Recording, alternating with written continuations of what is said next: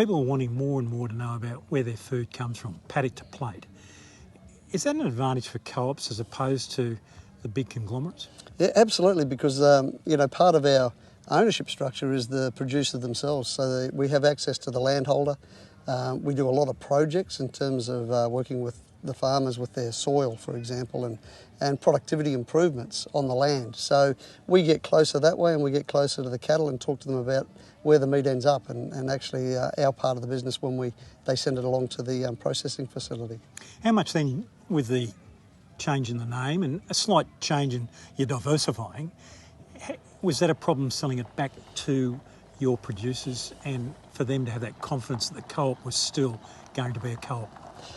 No, funnily enough, we were wondering how that would go, and been very well received. We did a lot of lead-up work. We explained how we came to it, and we had some really nice video presentations that we could release.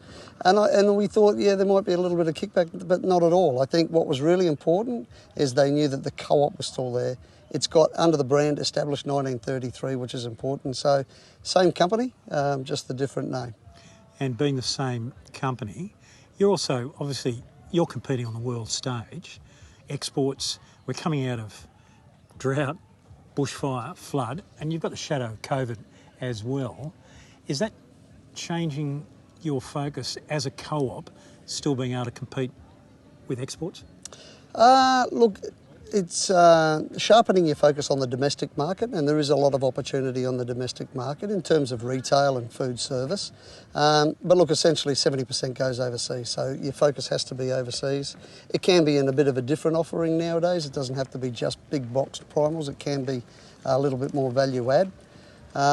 Diversity of the product you produce for different markets, high end and commodity. Certainly you've got to stay quite focused. But you mentioned the rest of the world. You'll have a look at what's happening in Argentina and stop their exports for their own domestic consumption.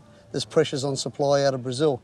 At the end of the day, there's a really good opportunity in food in Australia, as you'll see the optimism around here for the few days, because protein is in high demand and supply is not meeting it. As a co-op, do you find it also at the same time, if you're dealing, you've got your members on board, are you having to educate the public as well about what you're doing and possibly the benefit for the local community? Yeah, very much so. Actually, we had a bit of a market test in the capital cities about a brand name for a particular product, and we had a name called Co-op Fresh, which made a lot of sense to us, but to the consumer it was, what is that? There was no identifier. The preferred name was after a landscape or something similar. So it was quite interesting, and it still remains quite interesting how there's a lack of knowledge, particularly in the cities, of what a cooperative really means and some of the intrinsic value in a co-op. And that's a plus. And the fact that you're still very locally focused employment-wise, is that going to change that much because you are also targeting the wider community? Would you see still casino and this area as a real selling point for you? Oh, yeah, absolutely. And look, we do draw cattle, and we've got members from across New South Wales and into Queensland, and a fair way up north in Queensland. So I think the strength is really that we're rural-based, and we appeal to producers who are seeing, again, consolidation of industries. If you have a look at other protein industries, there's a few big players, and they don't want beef to go the same way, and so we do give them that option, and I think it's very important, and they get it. Regional Australia gets it. If we were standing in this spot 12 months ago, there would be nothing going on. COVID and now Primex. You wander around, there's a real sense of optimism. How important, not just for you to be able to have your brand out at something like Primex, but how important has an event like this to be able to come back, and the size that it's come back already?